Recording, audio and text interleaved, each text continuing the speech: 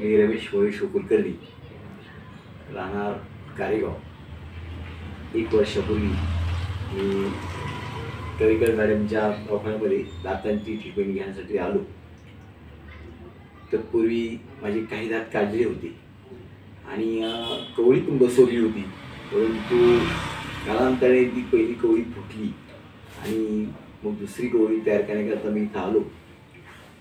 त्यानंतर मॅडमने सांगितलं की बाबा याच्यामध्ये आता ही कवळी आम्ही तुम्हाला देते, तर ही आता पुन्हा काही तुटणार नाही आणि त्या पद्धतीने मी तुम्हाला कवळी देणार आहे. आणि त्यानंतर मला जी कवळी दिली ती फार मला छान वाटली, कारण त्याच्यामध्ये जाळी कवळीमध्ये असल्यामुळं तुटण्याचा काही प्रश्न येतच नव्हता नंतर. आणि म्हणून मी चांगल्या प्रकारे चर्वण क्रिया माझी होऊ लागलेली आणि चर्वण क्रिया छान झाल्यामुळं अन्नपचन क्रिया व्यवस्थित सुरू झाली. तत्पूर्वी तोही मला त्रास होत होता, म्हणजे पोटाचा, कारण चर्वण क्रिया व्यवस्थित होत नव्हती पहिल्या कवळीमुळं. पण दुसरी कवळी जेव्हा तयार झाली आणि मी ती बसवली तर त्या मला खूप छान प्रकारे चर्वण क्रिया करता येऊ लागली. अशा प्रकारे माझी तब्येतही सुधारत गेली आणि मला खूप आनंद वाटला की. आणि एक विचार थोडंसं मी करू लागलो की मॅडमचं वय तसं जास्त नाही आहे, काही नंतर मी तरुण आहेत त्या, आणि त्याच्यामुळं काय झालं की म्हाताऱ्या माणसाला समजून कसं घ्यायचं, त्याच्या अडचणी काय असतात हे सर्व त्यांनी व्यवस्थित समजून घेतलं. की कारण या लोकांच्या दातांच्या प्रश्न कसे सोडवायचे हे त्यांना पूर्ण चांगल्या प्रकारे माहिती आहे. त्याप्रमाणे त्यांनी मलाही छान माहिती दिली. त्यांनी खूप सहकार्य त्या ठिकाणी दिलं. कवळी त्यांनीच तयार केली सेठ या डॉक्टरांनी. आणि थोडी म्हणजे डॉक्टरांनी मॅडम आता एक विचार केला आपण व्यवहारातून, तर माझ्या दोन्ही नातवाप्रमाणे आहेत नंतर, कारण एवढी माझी नात आणि नातू दोन्ही आहेत. आणि त्यामुळं मला त्यांचं असं काही डॉक्टर म्हणून काही जी भीती असते ती काही अशी वाटली नाही. एकदम मी नातवाशी कसं बोलतो, नातीशी कसं बोलतो, त्याप्रमाणे मी त्यांच्याशी बोलू लागलो. तेही माझे संवाद करू लागले आणि खूप बरं वाटलं, आनंद वाटला. त्यानंतर 1 वर्ष जवळ झालेलं मला आता ते काही कवळीचा प्रॉब्लेम राहिलेला नाही. नंतर अन्नपदार्थ सर्वच खाण्याची छान सवय झालेली आहे आणि चर्वण क्रिया व्यवस्थित होऊन माझी तब्येतही व्यवस्थित आहे. त्यानंतर मंडळींचा प्रश्न तयार झाला दातांचा, मग त्यांची दात काही काढावी लागली. डॉक्टरांनी पुन्हा त्यांच्याकरताही छानशी कवळी बसून दिली आणि त्यामुळे त्यांनाही खूप समाधान वाटलं की सारखा जी अडचण येत होती जेवणामध्ये ती दूर झालेली आहे. अशा प्रकारे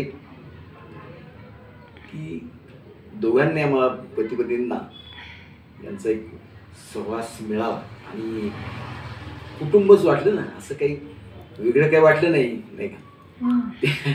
त्यानंतर प्रिया मॅडम तर फोनवर सारखेच फोन, नंतर काय प्रत्येक वेळेला फोन करणार त्या की सर कधी येत आहे तुम्ही, काकूंना बरं आहे का, काकूंना घेऊन या आणि डॉक्टर येणार आहेत. म्हणजे अशा प्रकारे सतत संपर्क साधायचे त्या आणि वेळोवेळी सांगायचे की डॉक्टर आलेले आहेत, तुम्हाला गर्दी हॉस्पिटलमध्ये कमी आहे, व्यवस्थित लवकर येऊन तुमचे काम होईल.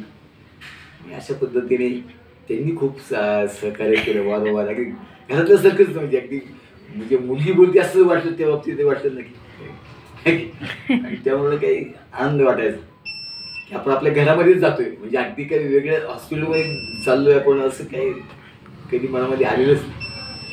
आणि या ठिकाणी खूप सहकार्य मिळालं आणि आता इथून पुढे मी सर्वांना सांगत जाईल की दातांच्या बाबतीत काही प्रश्न कोणाचे असतील तळेकर मॅडमच्या तिथंच जावं दवाखान्यामध्ये, अन्य ठिकाणी कुठे जाण्याचा प्रयत्न करू नका. एक दिवस सांगा असं माझ्याबरोबरचे वयस्कर मनुष्य असो किंवा एक छोटी काही कोणाची प्रॉब्लेम असतील लहान तरुणांचे असं ती जरूर सांगली लागली. आणि या ठिकाणी मला म्हणजे ज्यावेळेला कवडी नव्हती व्यवस्थित त्यावेळेला बोलण्याचा थोडासा प्रश्न यायचा, अस्पष्ट बोलत होतो कारण बोलण्याची मला चांगली सवय होतीच. आणि लहानपणापासून शालेय विद्यार्थी असल्यापासून त्यानंतर शिक्षकी पेशामध्ये काम केल्यामुळं सतत बोलण्याची सवय आणि त्यामुळं हे मला वारंवार जाणवायचं की आपण शिक्षक होतो पण बोलता येत नाही. कसे बोलता येत नाही, दात व्यवस्थित नाहीत म्हणून बोलता येत नाही नंतर. तर ह्या ती गोडी भासायची. पण आता ते काही वाटत नाही, मी सहजही बोलू शकतो नंतर. विद्यार्थ्यांच्या बरोबर बोलताना जी सवय होती पूर्वी त्याचप्रमाणे मी आता सर्वांशी संवाद लहान मोठ्यांशी करतो आणि त्यामुळं खूप आनंदी आहे. शिक्षकी पेशामध्ये काम झाल्यानंतर वाचनाची सवय पण होतीच. त्याप्रमाणे अजूनही माझं वाचन सर्वसाधारणपणे सर्व याच्या साहित्यामधून वाचन असतं. आरोग्यविषयी लेख असतात ते वाचन करणं, त्यानंतर राजकीय याच्यातून वाचन करत असतो. वेगवेगळ्या नेत्यांची भाषणं ती ऐकायची, श्रवण करायची, हे सगळे एक आवडीचे विषय आहेत. आपल्या जीवनामध्ये चांगल्या मोठ्यांचे संस्कार आपल्यावर घडत असतात आणि आपण आपल्या